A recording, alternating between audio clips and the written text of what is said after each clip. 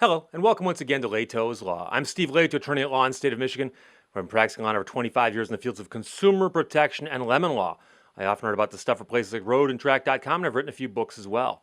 Today we're going to talk about the Equifax Catastrophe. The Equifax Catastrophe. Equifax is one of those companies that hoovers up all the information involving consumers across America, and apparently in other countries too, and then compiles this into credit reports that are used to give you a credit score. And then that information is used for a lot of other purposes as well. And as you probably heard in the last few weeks, Equifax accidentally allowed someone to hack into their system and basically get all the information on a couple 100 million American consumers, including me, and most likely including you if you have a social security number. And so this is one of the biggest consumer catastrophes in American history. And it's, one of those things where we're not quite sure how it's going to unfold, but trust me, it's going to get ugly. So this has been widely reported, what happened, that information from Equifax, including social security numbers, of up to 143 million Americans. 143 million Americans. So we're talking about basically half of the American population, just a tad under half maybe, have had their personal information compromised thanks to Equifax. And Equifax, I believe, is one of the three primary credit agencies that gathers this information and sells it.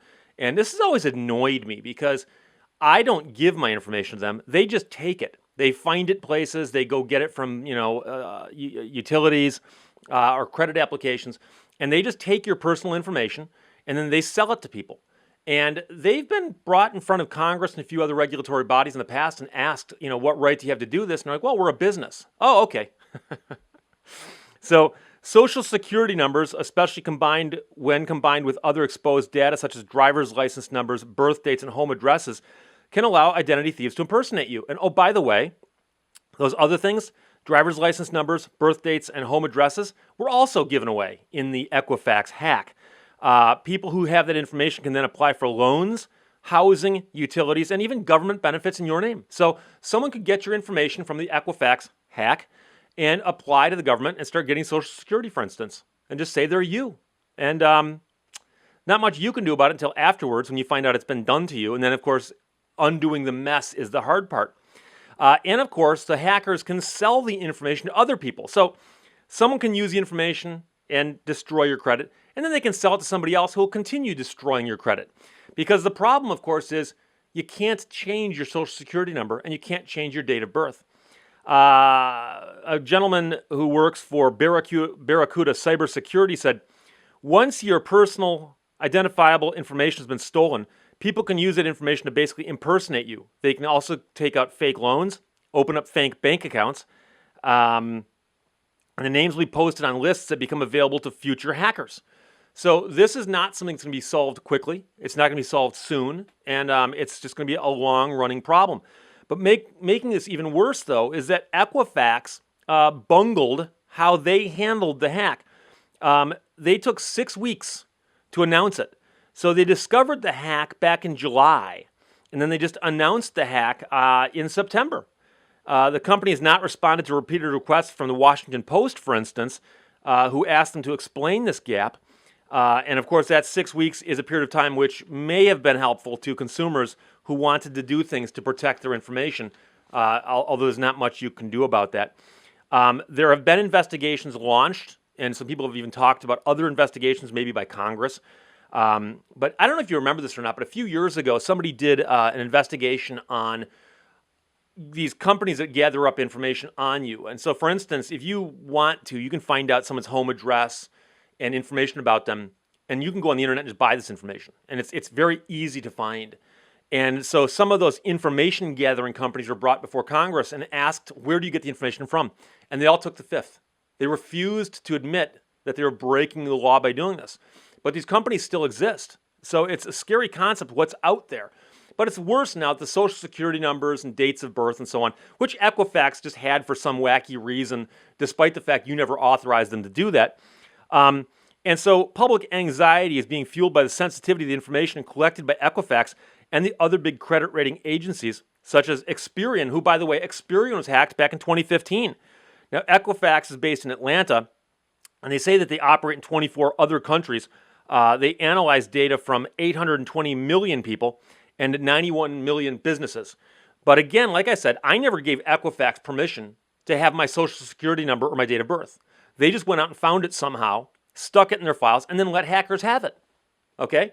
So, based on the data, little of which consumers turn over by their own choice, Equifax issues credit ratings that can affect access to jobs, credit, housing, and more. Equifax also acts as a data broker, slicing and dicing millions of consumers into blunt and sometimes unflattering categories. And this is all according to Washington Post. Craig Timberg wrote this article that I'm quoting from. And some of the categories that Equifax will put you into is they'll call you extra needy or a fragile family or ethnic second city strugglers. I don't even know what that one means. The point is that Equifax has been making money off you, your name, and your information for years, and now they've just accidentally given all this information to some hackers.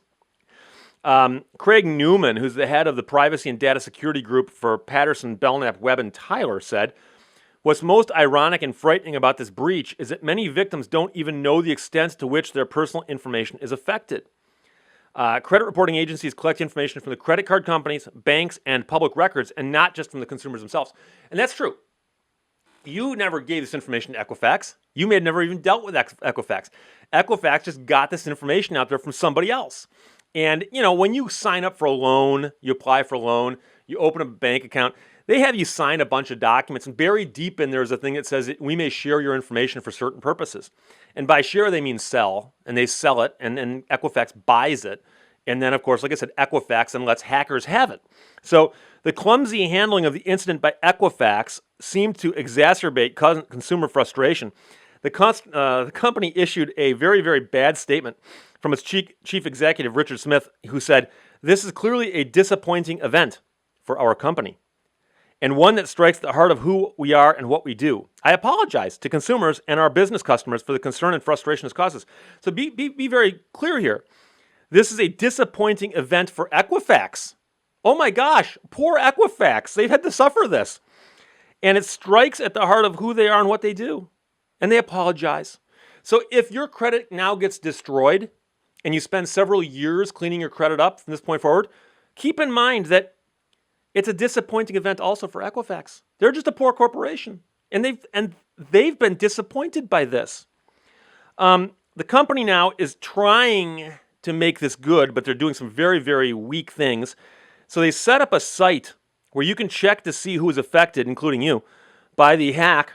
And they ask you to submit your last name and the last 6 digits of your social security number. And people pointed out almost immediately that the site they set up to do that was almost immediately hacked. We should just call them Equihack, because that's what they are. Nothing they do seems hack-proof. Jeff Chester, executive director of the Center for Digital Democracy and a critic of data collection businesses, said, "It's just another Category 4 or 5 hurricane that no one's paying attention to," referring to this catastrophe happening the same weeks as Harvey and Irma.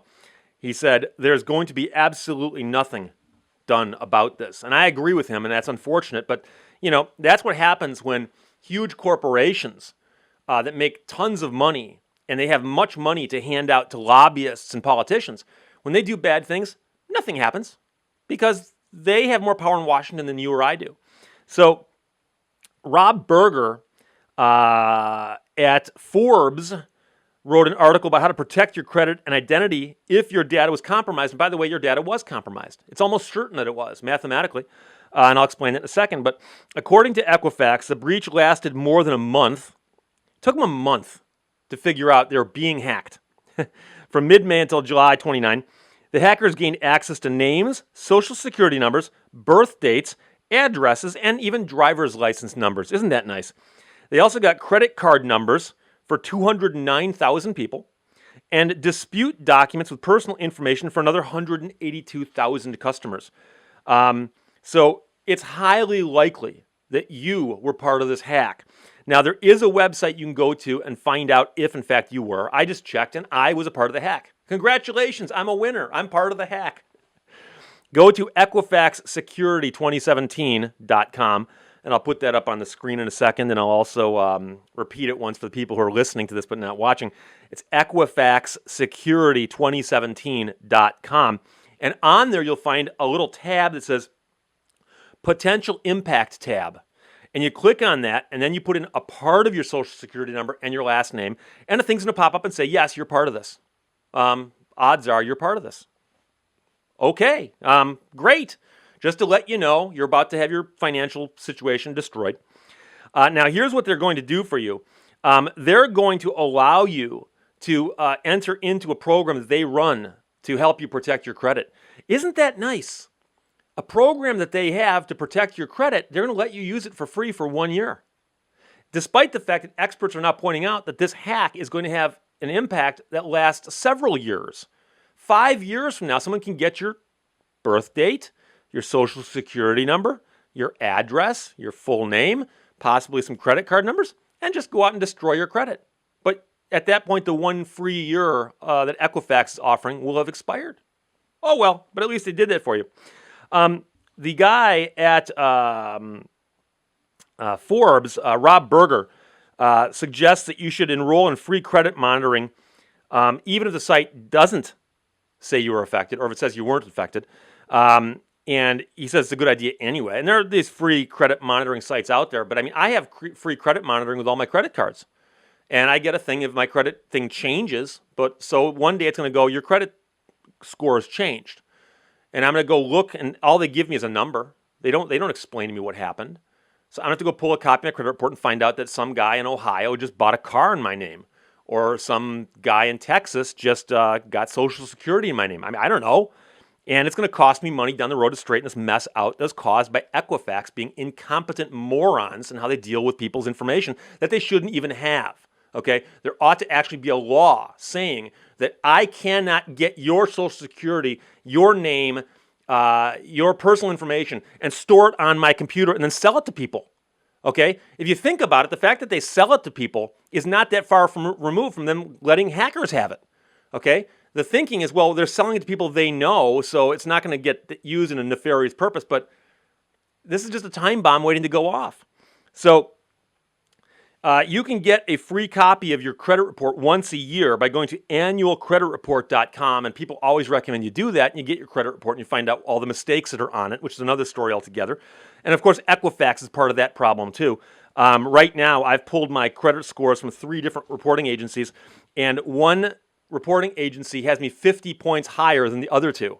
And it's because the other 2 show me as having defaulted on a loan that I didn't default on. And every time I get it corrected on one, it pops up on another. And it's like a virus. They report this stuff back and forth to each other. And as you might gather from the tone of my voice as I get more and more shrill here, credit reporting agencies annoy the heck out of me, and I don't think they should exist. So meanwhile, I should point out that according to NPR, National Public Radio, 3 Equifax executives sold stock in the company days after the hack that wasn't disclosed for a month. So here's what happens, okay? 3 executives of Equifax sold nearly $2 million worth of stock within days of a massive data breach, potentially affecting 143 million Americans, and it wasn't publicly disclosed until more than a month later. Now, Equifax says the executives had no knowledge that an intrusion had occurred at the time they sold their shares. Why not? They're just ignorant idiots running a company incompetently. How could they possibly know about this breach where someone stole all this information from them, even though they run the company and other people in the company knew about it? But they didn't know. They didn't know. They just coincidentally sold their stock right before it tanked, because that's what happened after the announcement was made. So this has been widely reported, again, that 3 executives of Equifax sold nearly $2 million worth of stock within days of the massive data breach, even though it wasn't announced until a month later. And as pointed out, after the breach was announced, Equifax stock took a nosedive, and these executives just got lucky. They just got lucky and managed to sell their stock before it tanked. Isn't that amazing how lucky those guys are? It's the weirdest thing. Equifax is disappointed that this happened. Their executives sell stock and manage to save their money just coincidentally. And what they're going to do, though, is they're going to give you free access to some credit monitoring for a year. Okay? So isn't that nice? This is just mind-boggling, and again, it's why I'm referring to this as the Equifax catastrophe. But for those of you who are curious, again, EquifaxSecurity2017.com, go there, see that you're a part of the breach, which you are, and then they are offering Trusted ID Premier for a year. Woo! Free service for 1 year. So the people who let the rabid dog out of the yard are giving you free access to a service that will notify you when you've been bitten by the rabid dog. Isn't that nice of them? Trusted ID Premier for a year. I even hate to say the name. It's a brand name, and I hate to be promoting Equifax because they are the jackasses who caused this to happen. But again, this is Equifax trying to make it good after the executives sold their stock and saved their money. And then, of course, another funny point pointed up on National Public Radio is that after the company did all this, they announced that there was a arbitration clause that if you wanted to use any of these services, you promised not to sue Equifax and you could only arbitrate your claims against them. There was such a backlash over that Equifax actually backed down. It's the only thing they did which was right in all of this. And this is such a de minimis thing, I hate to even point it out. But they finally backed down. And if you go to the Equifax website, I saw this myself, it says the arbitration clause and class action waiver included in the Trusted ID Premier terms of use applies to the free credit file monitoring and not the cybersecurity incident. So you don't waive your rights to sue them over the huge breach by simply using the free service, whatever that thing was called. Face it, Trusted ID Premier. If they're so horrible at keeping your information in the first place, how competent do you think they are to run Trusted ID Premier? The people who caused the catastrophe are now suggesting that they are the ones who will help you monitor the aftermath of the catastrophe that they caused. So here's the mess. Equifax basically left this information out there. I don't think they should have had it in the first place, but they did. They then exposed it and let hackers have it. Your information has most likely been breached and is being sold on the dark web, which we hear about in TV commercials now. And you will need to now monitor your credit score like a hawk because bad things are likely going to happen to it in the near future. And I'm sorry to be the one telling you this, but you've probably heard about it in the news.